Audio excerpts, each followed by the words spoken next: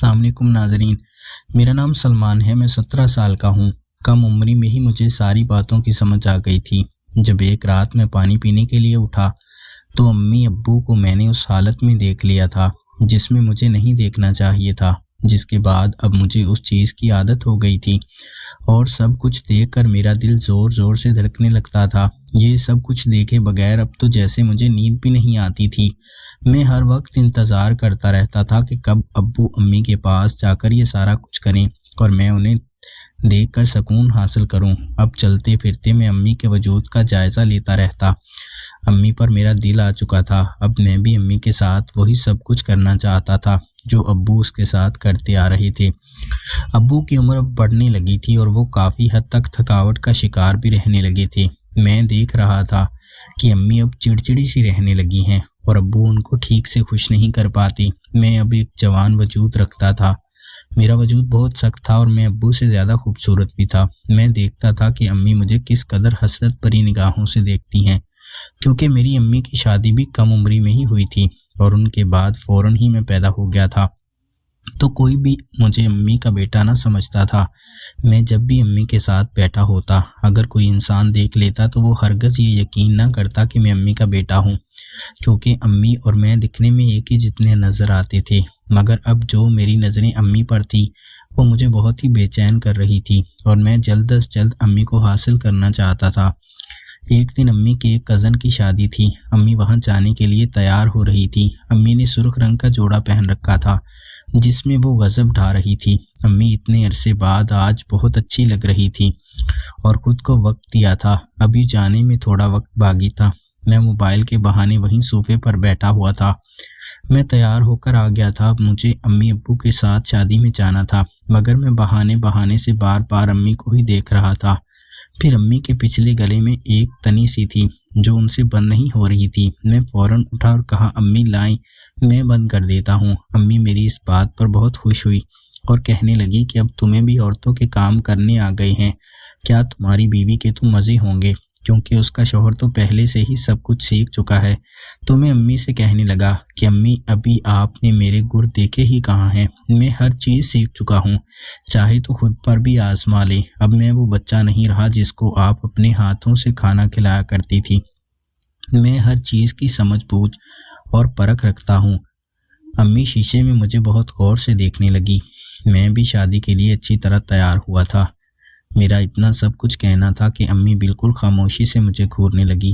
پھر میں نے بھی نظریں ادھر ادھر گھما لی اور امی سے نظریں چرانے لگا، کیونکہ اب مجھ میں اتنی ہمت نہ تھی کہ ڈائریکٹ میں امی سے سب کچھ کہہ سکوں۔ تھوڑی دیر بعد ابو نے گاڑی کا ہارن بجایا تو امی اور میں باہر کی طرف آ گئے۔ میں نے گاڑی کا شیشہ اپنی طرف موڑا ہوا تھا۔ ابو گاڑی چلا رہے تھے جبکہ میں امی کو مسلسل دیکھ رہا تھا، مگر وہ کچھ بھی بول نہیں رہی تھی۔ شادی کا فنکشن اٹینڈ ہوا۔ کچھ دیر کو ہم گھر آ گئے۔ ابو آ کر سو چکے تھے۔ میں باہر صحن میں کانوں میں ایئر فون لگا کر فون میں گانے سن رہا تھا اور واک کر رہا تھا۔ تبھی اچانک امی باہر آئی اور مجھے اس طرح دیکھ کر حیران ہوئی اور کہنے لگی، سلمان اب تم سوئے نہیں ہو، اس وقت تک کیوں جاگ رہی ہو؟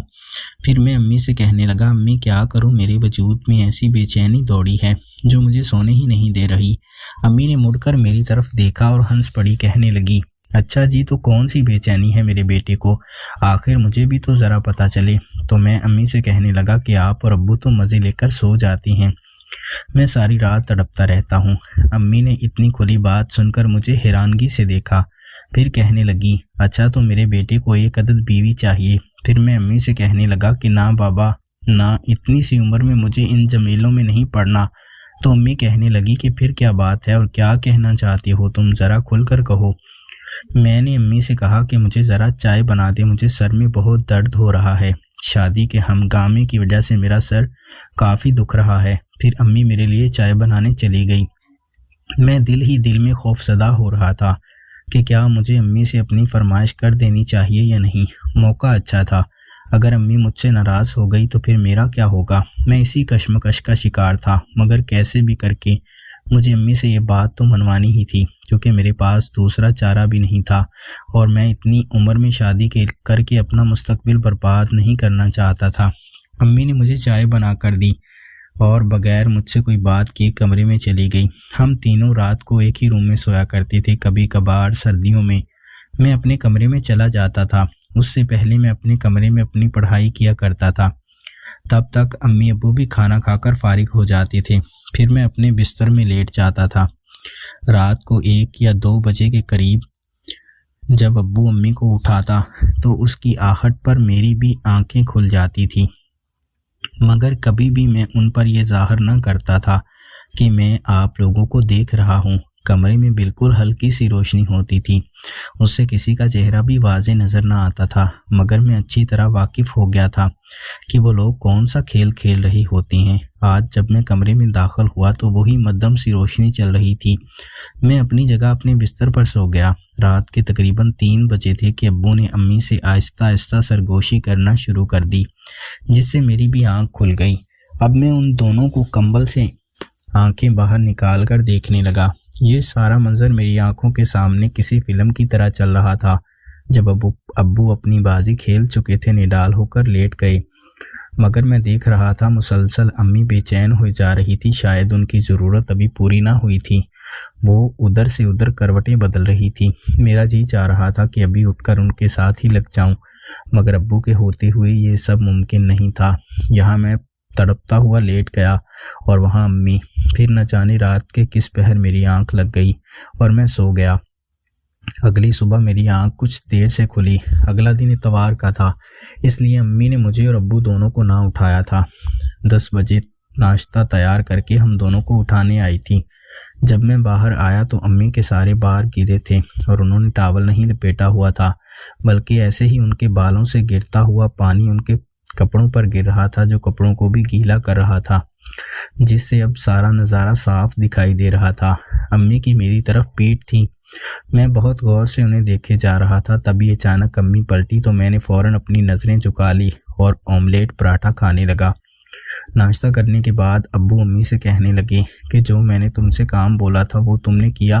تو امی مایوسی سے ان کی طرف دیکھنے لگی اور کہنے لگی کہ میں اتنے دن کس طرح سے آپ کے بغیر گزارا کر سکتی ہوں بھلا؟ پھر میں ان سے پوچھنے لگا کہ امی ابو کہاں جا رہی ہیں؟ تو امی نے بتایا کہ تمہارے ابو لاہور جا رہی ہیں آفس کے کچھ ضروری کام سے 1 ہفتہ کے لیے، پھر اگلے اتوار کو ہی واپس آنا ہے۔ تو میں خاموش ہو گیا۔ امی نے ابو کا بیگ تیار کیا، کپڑے انہوں نے پہلے ہی استری کر کے رکھ دیے تھے، ضرورت کا سامان بھی ان کے بیگ میں ڈالا تھا۔ تبھی ابو نے مجھے کہا کہ مجھے اسٹیشن تک چھوڑ کر آؤ۔ میں خوشی خوشی اٹھا اور دل میں سوچنے لگا کہ اب میری باری آ گئی ہے جس کا مجھے انتظار تھا۔ اب وہ وقت میں اپنی آنکھوں کے سامنے دیکھ رہا تھا۔ امی کافی افسردہ تھی کیونکہ امی ایک رات بھی ابو کے بغیر نہ گزار سکتی تھی۔ پھر میں ابو کو چھوڑ کر واپس آ گیا تو امی گھر کی صفائی ستھرائی میں مصروف تھی۔ میں امی کے قریب آ کر بیٹھ گیا اور کہنے لگا، امی آپ مایوس نہ ہوں، میں ہوں نا؟ تو امی کہنے لگی، ہاں تم تو ہو، مگر تمہارے باپ کی جگہ کون لے سکتا ہے؟ پھر میں نے آہستہ سے کہا، امی آپ کو پتہ ہے نا میں ہوں نا، میں سب سنبھال لوں گا۔ امی نے جیسے میری بات ابھی بھی نہ سمجھی۔ سارا دن یوں ہی گزر گیا اور پتہ ہی نہ چلا۔ میں شام کو دوستوں کے ساتھ باہر نکلا اور ڈنر باہر کیا۔ امی کو میں پہلے سے ہی بتا کر گیا تھا کہ اتوار کے دن میرے دوست فارغ ہوتے ہیں، میں ان کے ساتھ باہر کھانا کھاؤں گا۔ امی نے مجھے کچھ پیسے بھی دیے تھے۔ پھر میں باہر چلا گیا۔ اب جب رات کے 11 بجے میں واپس آیا تو امی باہر صحن میں ہی چارپائی پر لیٹی ہوئی تھی۔ وہ بالکل بے خبر تھی کہ میں گھر میں داخل ہو گیا ہوں، کیونکہ گھر کے باہر والے دروازے کی ایک چابی میرے پاس بھی تھی۔ میں امی کے بالکل قریب آیا اور آہستہ سے ان کو آواز دی، امی اٹھ جائیں، اندر چلیں، یہاں کیوں سو رہی ہیں؟ امی فوراً اٹھ بیٹھی اور پوچھنے لگی، تم کب آئے ہو سلمان؟ تو میں نے ان سے کہا کہ میں ابھی آیا ہوں۔ پھر ہم دونوں ہی کمرے میں چلے گئے۔ امی بستر پر لیٹ گئی تو میں امی سے کہنے لگا، امی آج رات میں آپ کے ساتھ ابو کی جگہ سونا چاہتا ہوں۔ امی مجھے حیرت سے دیکھنے لگی اور مسکرا دی۔ پھر میں نے امی سے صاف صاف کہہ دیا، امی میں ہر رات آپ دونوں کو وہ سب کچھ کرتے ہوئے دیکھتا ہوں، میرے وجود میں ایک عجیب سی بے چینی ہے، میں اس کو مٹانا چاہتا ہوں، اگر آپ کی اجازت ہو۔ تو امی بھی شاید اس وقت بہت ضرورت تھی۔